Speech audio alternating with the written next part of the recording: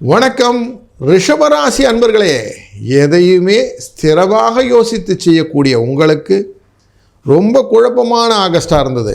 வேலை இருக்குமா இருக்காதா, என்னுடைய குழப்பங்களுக்கெல்லாம் ஆன்சர் கிடைக்குமா கிடைக்காதான்னு ரொம்ப தேடலாம் நிறைய நடந்தது. அதனால் கொஞ்சம் வீட்டிலையும் குழப்பங்கள், மனதிலும் குழப்பங்கள். இந்த குழப்பத்தினாலே எந்த விதத்தான தெளிவு இல்லையேன்ற வருத்தங்களும் இந்த மாதத்திலே நிறைய போச்சு. செப்டம்பர் வருதான்னு கொஞ்சம் தெளிவு கிடைக்குதா அப்படின்னு கொஞ்சம் தீர்மானமாக பார்க்கலாம். வருடக்கோட்களான குரு மிதுனத்திலேயே அமர்ந்திருக்கிறார். மாதக்கோளான கடகராசியில் இருக்கக்கூடிய சுக்கிர பகவான் கொஞ்சம் வெளியில் வந்து சிம்மத்தில் போய் உட்கார போகிறார் செப்டம்பர் 14 அங்கே கேதுவோடு சேர போகிறார் அப்படிங்கிறதும், சூரியன் அங்கே சிம்மராசியிலே ஆட்சி பெற்றிருந்தவர் அவர் செப்டம்பர் 17 கன்னிராசிக்குள்ளே போயிடுவார். அவர் போகும்போது புதனும் சேர்ந்து போகிறார். செப்டம்பர் 15 அன்றைக்கி கன்னி ராசிக்குள்ளே புதனும் சேர்ந்து வந்துடுறார். புதன் உங்களுடைய ராசியின் 2ஆம் இடத்துக்காரர், குடும்பம், தன, வாக்குஸ்தானாதிபதி. அவர் 5ஆம் இடமான பஞ்சமஸ்தானத்துக்கு போகிறார், திரிகோணஸ்தானம்னு சொல்லுவோம். அந்த இடத்துக்கு போகிறார், நல்ல ஒரு பொசிஷனில் போய் உட்கார்றார். செவ்வாயானவர் கன்னிராசியிலிருந்து 6ஆம் இடத்துக்கு செல்கிறார், துலா ராசிக்கு. இந்த ராசியின் மூமெண்டெல்லாம், இந்த கிரகத்தில் மூமெண்டெல்லாம் பார்க்கும்போது நல்ல செய்திகள் நிறைய இருக்குதுன்னு தெரிஞ்சு கொள்ளலாம்.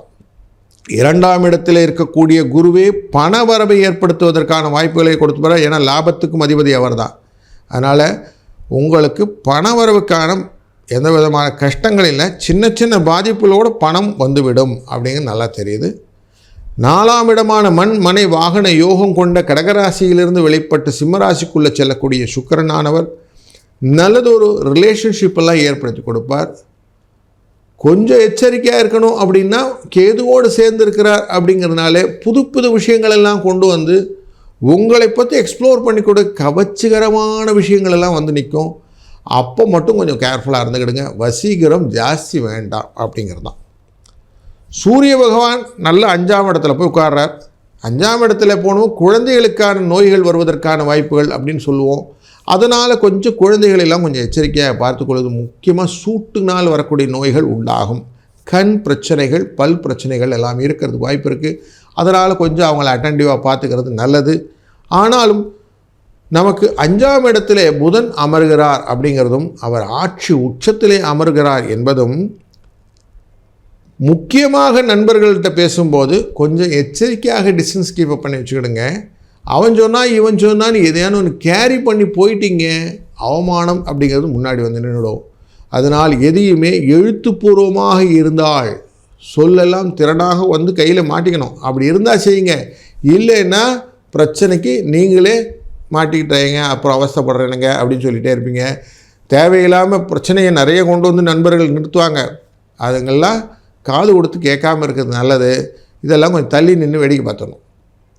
உங்களுக்கு ராசின்னு 12ஆம் இடத்துக்காரனான செவ்வாய் இந்த மாதத்தில் 6ஆம் இடமான துலா ராசிக்கு போகிறார். ரிண ரோக சத்ரு அப்படின்னு சொல்லுவோம்.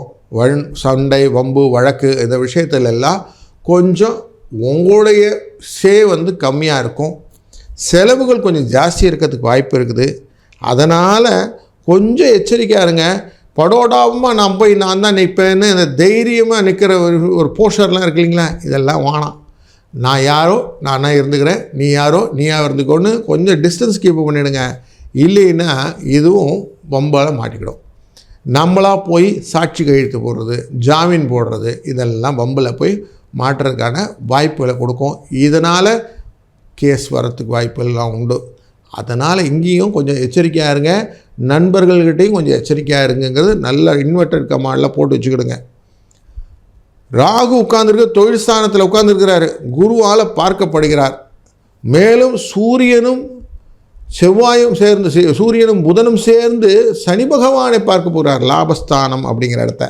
இந்த லாபம் பார்த்துட்டாங்கனாலே உழைச்சா காசு வருங்கிறது நல்ல நிதர்சனமாக தெரியும்.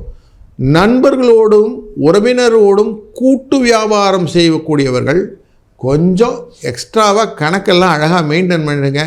கேட்குற கணக்கை கேட்குற மாதிரி கொடுக்கலன்னா பிரச்சனைன்ற ஒன்று இருக்கு இல்லையா, அது வந்து நின்றுடும் அப்படிங்கிற இன்ஃபர்மேஷன் புரிஞ்சுக்கிடுங்க. லாபம் அதிகமாக காட்டலேன்னு வம்பு வரத்துக்கு வாய்ப்பு இருக்குது. அதனால் கொஞ்சம் கணக்கு வழக்குகளெல்லாம் கரெக்டாக எடுத்து வச்சுக்கிடுங்க. இந்த மாதம் வந்து இதை பற்றின விஷயங்கள்லாம் நிறைய உங்களோட ஃபேமிலியில் டிஸ்கஸ் பண்ணுவாங்க அப்படிங்கிறது தெரிகிறது.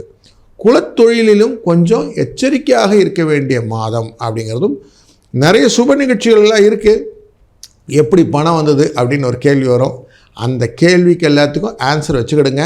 அதுக்கான பொருள் வரவெல்லாம் உண்டு.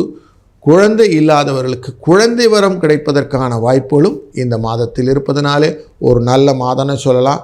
முதலீடுகள் எல்லாம் கரெக்டாக கால்குலேட்டிவாக இன்வெஸ்ட் பண்ணிங்கன்னா யூ கேன் ரீப் பெட்டர் மணி அப்படின்னு சொல்லுவோம். அந்த மாதிரி வரும். தேவையில்லாமல் இரட்டிப்பு மணி அப்படிங்கிற விஷயத்துக்குள்ளெல்லாம் போனீங்கன்னா பின்னாடியே ரொம்ப விலை கொடுத்து வாங்கிட்டீங்கன்னு எடுத்துக்கலாம். அதெல்லாம் எச்சரிக்கையாக இருங்க அப்படிங்கிறது தான் இந்த மாதத்தோடைய இன்வெர்டட் கம்மாவில் நம்ம போட்டுக்க வேண்டிய விஷயம். இந்த மாதத்தில் நோய்கள் வருவதற்கு அப்படின்னு சொன்னேன் இல்லையா, மருத்துவ செலவுகள், அந்த மருத்துவ செலவுகள் கொஞ்சம் இருக்கிறதுனால மெடிக்கல் இன்சூரன்ஸ்லாம் கரெக்டாக ரினியூ ஆகிருக்குதான்னு செக் பண்ணிக்கிடுங்க. வண்டி வாகனங்களெல்லாம் போகும்போது அதுக்கான டாக்குமெண்ட்லாம் கரெக்டாக இருக்கான்னு செக் பண்ணிவிடுங்க. தேவையில்லாமல் அரசாங்க தொடர்பான வழக்குகள் எல்லாம் வருவதற்கு வாய்ப்புகள் உண்டு அப்படிங்கிறதும் நீங்கள் கொஞ்சம் தெளிவாக வச்சுக்கிட்டிங்கன்னா, கொஞ்சம் எச்சரிக்கையுடன் கவனத்துடன் செய்தீர்களானால் நல்லதே நடக்கப் போகிறது. இது எல்லாத்துக்குமே விக்னம் அப்படின்னு பேர். இந்த விக்னத்தை எல்லாம் போக்கணுன்னா விநாயகப் பெருமான் தான் முடியும். அதனால் இந்த மாதம் முழுவதும் பிள்ளையாரப்பா என்னை காப்பாற்றுன்னு விக்ன விநாயகரை வணங்கி கொண்டே வந்தீர்களானால் உங்கள் வாழ்க்கையிலே மேலும் பலத்தையும் நலத்தையும் பெருக்கிக் கொள்வதற்கான அனைத்து விதமான வாய்ப்புகளும் கிடைக்கும். நல்லது ஒரு பொருளாதார வசதியும் நல்ல யூக லாபங்களும் கிடைக்கக்கூடிய மாதமாக அமையும். இந்த மாதம் ஒரு நல்ல மாதமாக அமையட்டும். நல்லது நடக்கும். நல்லதே நடக்கட்டும். வாழ்க வளத்துடன். அன்பர்களே, நாம் நார்மலாக பலன்கள் அப்படின்னு பார்க்குறது ராசி பலன், இந்த மாதிரி மாத பலன்கள் அப்படின்னா பார்ப்போம். இந்த ராசி பலன் பார்க்கும்போது மதி அப்படிங்கிற இந்த சந்திரனை வைத்து பார்ப்போம். மாத பலன்கள் அப்படின்னு பார்க்கும்போது சூரியனை வைத்து பார்ப்போம். இந்த விதி மதி கதி அப்படின்ற விஷயங்களில் கதியும் மதியும் நிறைய வேலை செஞ்சிடும். விதிங்கிறது ஒன்று இருக்கு இல்லைங்களா, அது என்னது? அதுதான் லக்னம் அப்படின்னு விழும். நம்ம ஜாதக கட்டத்தை லக்னம்னு போட்டிருப்பாங்க இல்லையா. சூரியன் நான் பிறக்கும்போது எந்த இடத்துல தன் கதிரை வைத்தாரோ அந்த இடம் லக்னம். அந்த லக்னத்தின் அடிப்படையில் தான் 1ஆம் இடம் 2ஆம் இடம்லாம் பிரிப்போம். அப்போ தான் இன்னும் நல்ல தெளிவாக உங்கள் ஜாதகம் என்ன, இப்போ நடப்பு தசை என்ன, அதனால் சேர்க்கைகள் இருக்கக்கூடிய பலன்கள் என்ன இப்படின்னு க்ளீனாக பிரித்தோம்னா உங்கள் ஜாதகத்தை படிச்சுக்கலாம். அப்போ ஒவ்வொரு ஜாதகமும் தனிப்பட்ட முறையில் பார்க்க வேண்டிய விஷயம். அப்படி உங்களுக்கு உங்கள் ஜாதகத்திலே தொழில் சம்பந்தப்பட்டது, நிதி சம்பந்தப்பட்டது, கடன் சம்பந்தப்பட்டது, இல்லை குடும்ப சம்பந்தப்பட்டது, இப்படி பல விதத்தில் நமக்கு தேர்வுகள் வேண்டும். திருமண தடைகள், படிப்பிலே தடைகள், குழந்தைகளினால் தடைகள், குழந்தை இல்லாமை, இப்படி நிறைய பிரச்சனைகள் இருக்குது. இது எல்லாத்துக்குமே இந்த ஜாதகத்தை பார்த்தால் தீர்வு கிடைத்துவிடும். அதனால் அப்படிப்பட்ட ஜாதகத்தை பார்க்க வேண்டும் என்றால் இது தொழில் முறையில் செய்யக்கூடிய விஷயங்களால கொஞ்சம் ஃபீஸெல்லாம் உண்டு. அதெல்லாம் பே பண்ணிவிட்டு நீங்கள் அவசியம் அதை படித்து உங்களுக்கான தீர்வை தெரிந்து கொண்டு பரிகாரங்களை செய்யும்போது அவசியம் உங்களின் கஷ்டங்கள் நிவர்த்தியாகும். அதற்கான எண்கள் இதில் தொடர்புக்கு கொடுக்கப்படுகிறது. அவசியம் பயன்படுத்தி கொள்ளுங்கள். வாழ்க வளத்துடன்.